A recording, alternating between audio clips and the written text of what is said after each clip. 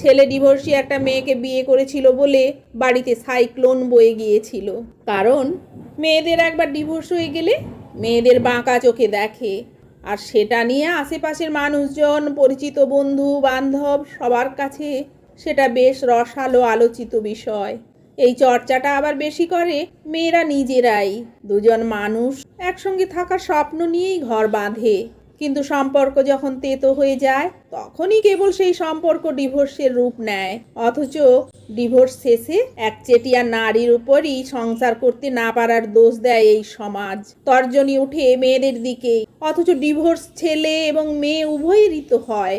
আমার শাশুড়ি মা বিয়ের পর থেকে এমন আচরণ করতেন যে আমাকে বাড়ি থেকে বের না করে দিলে ওনার শান্তি নেই। তবে সব থেকে ভালো ব্যাপার হচ্ছে দুজন মানুষ সব সময়ই আমার পাশে থেকেছেন। একজন আমার স্বামী আর একজন আমার শ্বশুর মশাই।